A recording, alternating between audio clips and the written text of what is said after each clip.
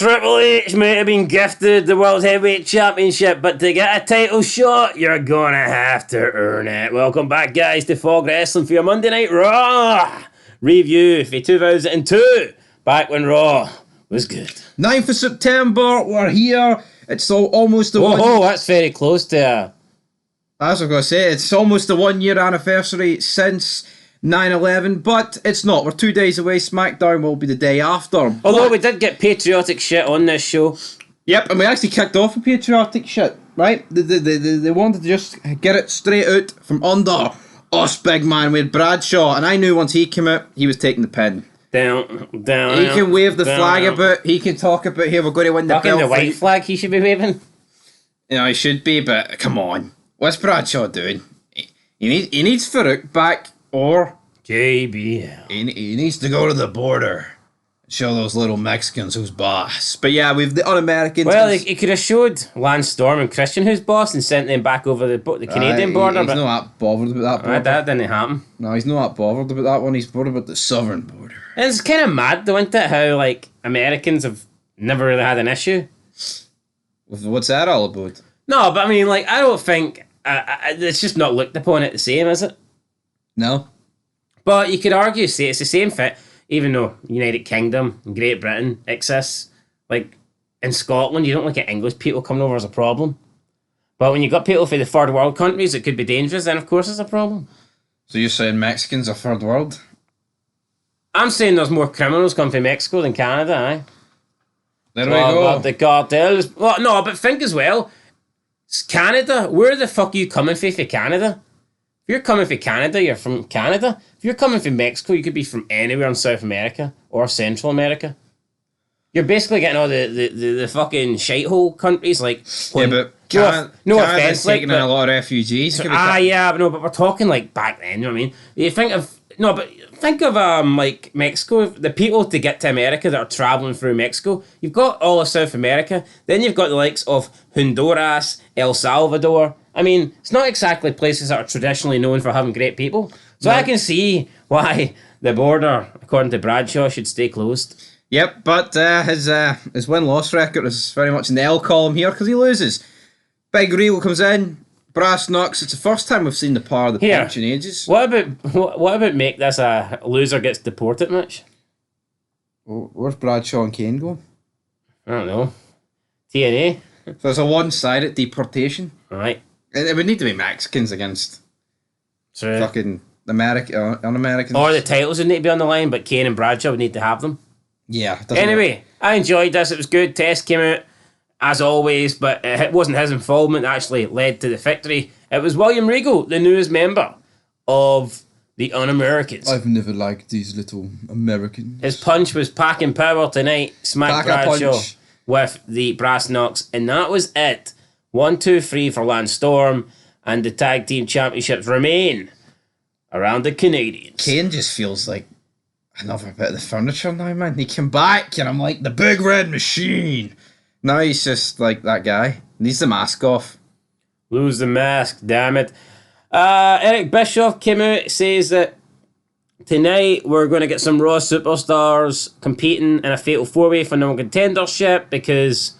Why not? They were unhappy that Triple H got handed the belt. Now they're going to get a shot to compete for the belt. And that is Jeff Hardy, Big Show, Jericho, Van Dam. I mean, weird selection.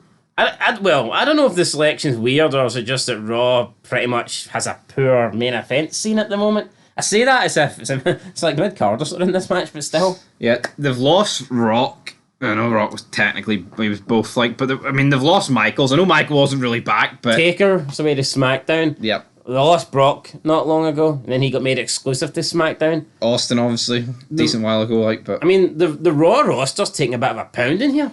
No, but it doesn't help when you've got guys like Jeff, who've been jobbed out. We don't like Big Show, but he's not been treated like a main eventer, right? Booker T, not been treated like a main eventer. Hold on, if you can't beat Tommy Dreamer, you're not a main eventer. Yeah, well, that's true. I'm sorry. Yeah, well, actually, why the fuck is he in this match? No, actually, I forgot about that. He couldn't beat Tommy Dreamer. I don't know if see Tommy Dreamer in this, to be fucking honest with you. No, what, like, Bubba Ray's got the feud. Well, not the feud, like, but he's had a few interactions with Triple H. Why is he not in this match? I know. Fucking hell. Fucking Big Show. What?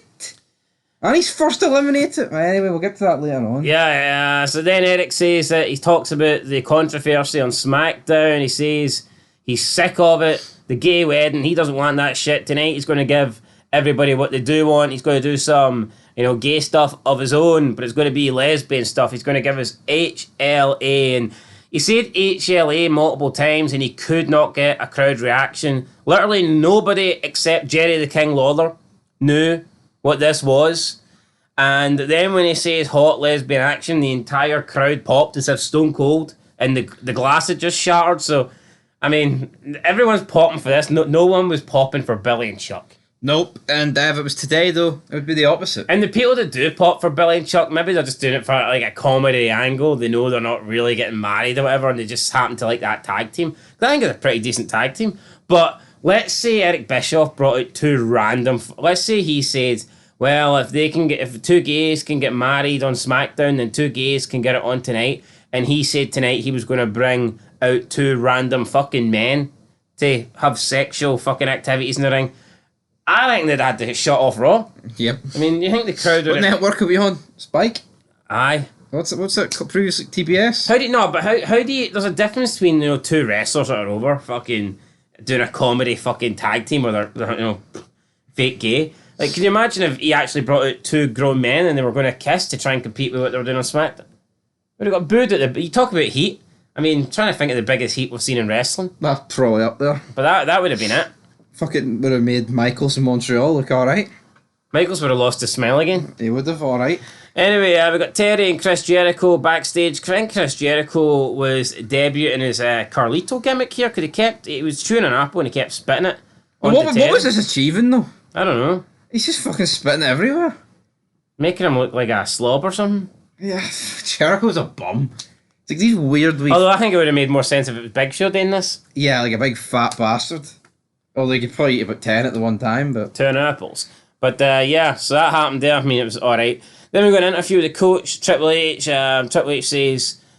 asked Triple H who he would prefer, Unforgiven. Coach suggests that he doesn't want RVD because RVD pinned him. Triple H says that, nah, come on. You got lucky last week. And Triple H talks about his match with Spike Dudley tonight. Bubba appears and he says he didn't have the balls to take on him. Triple H says that when he heard he was taking on Dudley and he'd been challenged by Dudley, he was hoping it was the toughest of them all. That being Spike. So yeah, Triple H seems to think Spike Dudley's top dog. Yep, he does. And Bubba Ray here, back in the big man, he wants a bit of the game. He doesn't have the balls to take me on, Triple H. But someone who does have balls is Stevie Richards, and he attacks Bubba from behind, and then Stevie, and it was just weird seeing Stevie Richards standing shoulder to shoulder with Triple H, and I mean, really? No, Triple H has got the world title, and Stevie Richards is just standing next to Triple H, and then you got Bubba Ray on the floor, who's been attacked from behind by Stevie Richards, and this is a guy that wants a shot at Triple H, a guy that got beat up by Stevie Richards. Yeah, like Bubba Ray, I mean, I'm sorry, His name is Stevie Richards. This doesn't work for me. I can't accept you getting beat up by Steven Richards. How can I take you serious against Triple H? I don't care, right? If he batters him and buries him in the match. No one gets beat up backstage by Stevie Richards. Well, Triple H, what is on? I mean, come on. This was pretty much unforgivable. With Unforgiven On the road to Unforgiven. Oh. Terry and Trish Stratus walk backstage and there's a lesbian's dressing room labelled, obviously lesbians, and he's marking it. The King's like, ho ho! So, tag team match up next. No, ho ho! It's Bubba Dudley taking on Stevie Richards up next. Oh, so Bubba Ray wins, right? Bubba Bomb, good night. Decent wee match. Aye. Hardcore. Well, it wasn't hardcore, but felt like hardcore. Aye, but well, if he lost this, he may as well retire. If he lost this, does Stevie Richards get a shot at Triple H? He might. You never know. Yeah. Yeah. After this, we then got Stacey and Victoria taking on Terry and Trish Stratus. And Jerry the King Lawler was expecting this to be the hot lesbian action. And he is literally sitting up in the commentary desk with his Diva Scouts talent t-shirt on. And he's got binoculars, like some sort of peeping Tom. And he's got the binoculars zoomed in and he's watching the ring. And the commentary with him and JR is just fantastic. But, I mean, Jerry Lawler, if this was a guy and he was like, at night, looking out his window with his binoculars, you'd phone the police on him. Yep. Absolutely. Fucking I'll funny tell you as what, fuck. right? This had to be like the longest women's match I've seen to this point. It was. I felt about 10 minutes, and 5 minutes of it's just Jerry Lawler and fucking binoculars. With binoculars. JR doesn't break character though. Fair play to JR. Great. Up next with William Regal and Chris Nowinski. Nowinski questions Regal's decision to join the Un-Americans. I've never liked these pesky Americans. Yeah, Regal says he's been Nowinski. un-American since he first joined WWE. I mean, I think it makes perfect sense for Regal to join them. Yeah, Now, he's not Canadian, but he's not American, so... yeah, and he's always buried like their culture. Plus, I do believe William Regal's been doing hell since aligning himself with Christopher Nowinski, so... Yep. You know, for me, this will be a good move for him. Nowinski accepts Regal's decision, and he says he's going to get ready for some hot lesbian action, but Regal slaps Nowinski, and he says he can't believe how you're the smartest man in WWE, but all you can think of is lesbians and rogering Molly. Rogering. Regal says, I like your kid, and he's going to give him some advice. You're a Harvard graduate, so You're start the smartest acting like man one. here, so start acting like it, you dumb fuck. And then to make matters even worse, he comes out and he starts burying the crowd. I see this whole gimmick though in America where they talk about certain colleges. It doesn't fucking do anything for me. University Harvard. You know, it's like, what? Yo, I'm not denying, right, that smart people go to Harvard, obviously. But it's who you know, it's who have you got, what's your bloodline? You know, that's where it goes. Alright, Roman Reigns. No, it's fucking... It's like you see in The Sopranos, Tony's whipping out 50k just so his daughter can go to like the top college. It's all about fucking money. It's got nothing to do with brains. I'm not saying they're not smart, but I would if you're the smart... someone broke doesn't go to Harvard. Yeah, it's as simple as that. You can't now. Can you get like middle class that work their ass off to maybe send their kid to Harvard? Possibly, but I doubt someone who's fucking broke. Well, you can't. I mean, you can't. No, You can't. You actually financially can't. Unless you rob a bank or something. So you need to have money. So yeah, I mean, to me, we can argue that all the intelligent people go to Harvard. I would argue the upper class. It's more of a class system, Yeah. financial system. Yeah, and I know he does play on that. It's like, you and your pickup trucks and all that good stuff. And enter the real working class man. Tommy Dreamer. He does a wee rap. Roses are red, violets are blue. I'm going to hit you with my Singapore canes. I mean, that was pretty much it, wasn't it? You never said violets are blue. I know he didn't, but I can't remember. Something that rhymed with cane. Lame, maybe. Violets are lame. I'm going to hit you with my Singapore cane. Might have been It that. might have been that. He hits him like once and then he runs away. And like JR's like, that's a hard working man. Tommy Dreamer's getting the push of his life here. No, he is. Up next, though, Tommy Dreamer versus. Well, I mean, no, that was it. Ah, well, that was the match. It was a match. He just fucking walloped them. Alright, then it wasn't a match. Hit me a care a couple of times, then he fucked off. There you go, boom. There we go, boom. Spike Dudley, though, he's warming up for his match. He's walking past the lesbians' dressing room. They wish him luck. And what's weird, though? You've got better looking people on the roster than these two lesbians. Yeah, you know, not to be mean, but they did. I feel the same with. I'm not saying they're unattractive. In the same way, the Godfather's hoe trains, or it's just his hoe in general. But I don't think. Well, that's the problem because I mean, how many times does like they tell us like JR King saying that you got the sexiest WWE has the sexiest women on TV. So like when they bring in extras, they just naturally don't look that fucking good. Yeah. It's that simple here. And that's what I feel like when I looked at these two. Definitely, but you know. But does the same not apply for like other things and like No, but it's like even the Godfather's hoe train? no, it does apply. But even during this segment, I know you could play. Maybe they're playing on Spike Dudley being a fucking runt of a litter retard, but he didn't seem to give a fuck. No. And if they were, I mean, like attractive, maybe he would. Maybe he would, but who knows? I tell you what, Spike. I'm sure King would have gave a fuck. No, he would have, but he wasn't there. It was Spiky Boy Dudley. They retreat into their dressing room, and he then goes out for a match against Triple H, and this is the ultimate clash of styles, isn't it? A good match though. It was a good match. Triple H selling big time. So put some of the moves he was selling for Spike Dudley, fantastic. And they had a match. It obviously wasn't 50-50, No, but Triple H got the tan, and Spike Dudley's just a fucking carton of milk. But when they built. when Spike got his offense in, Triple H did sell, and you know at points you all right, you knew Spike was never going to win, but it looked like he could win Yeah. Oh, absolutely. for the untrained eye, you know. So then Triple H locked a sleeper hold in. They're like, right, Spike's going to get out of this. and he beats him with a sleeper hold. Yep, he But doesn't get it. good match. So good entertaining match. Two different styles. You got that back in the day. I mean, you look at wrestling now. Everyone works the same style. It's all the same fucking type of match. And this was different, so I enjoyed it. No, I enjoyed it. Then Bubba Ray and Triple H have a wee stare down the coach. Then asked Jeff Hardy about the Fatal 4-Way. I would say this is Jeff Hardy's most passionate promo. Normally he's just stunned it, drugged it. But here he was like screaming at Eric Bischoff. He's like, you had 3-minute warning, batter me, man. And he's like, I deserve to be in this match. Does he though in recent form? He talks about the ladder match, but let's be real. That was like 3 months ago. Should a ladder match 3 months ago really warrant you? Same with Big Show. We just lost to Tommy Dreamer last week. Or he won technically, but he got battered, so he lost. Chris Jericho was on the losing team last week as well. It's like for me, Ric Flair, can you not? Where's Van Damme's promo? Like, here, why am I in a match against these 3 jobbers? Because, I mean, they are jobbers. Let's be, there is no doubt about it. Jericho then leaves a room. The Big Show's in. Big Show's like, he wants to work together. Then Johnny the Bull comes in and he's like, maybe you should listen to Big Jericho. Then Big Show grabs him by the, I'm a big giant. I'm a big angry boring giant. I don't need the help of anybody. Damn it. Who really cares? To be honest, Big Show's fucking shit. Johnny the Bull's even worse than Big Show, man.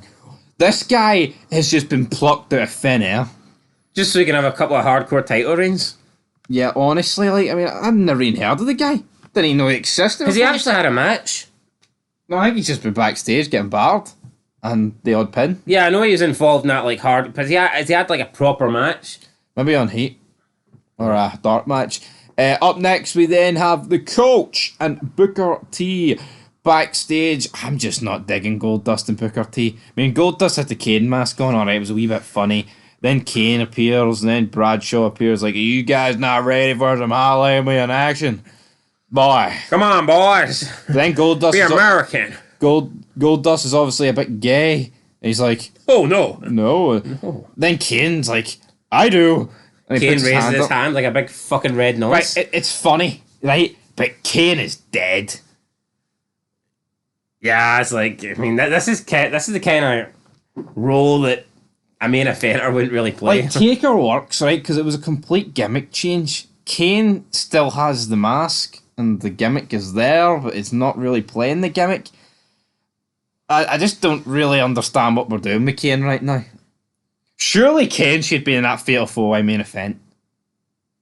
I'd say so. Booker T as well. And before anyone goes, oh, but maybe they want to protect him, he can't get beat. No, because fucking Big Show loses, like, via disqualification. You could have Kane lose that way. And how's losing a tag team with Bradshaw doing anything for him?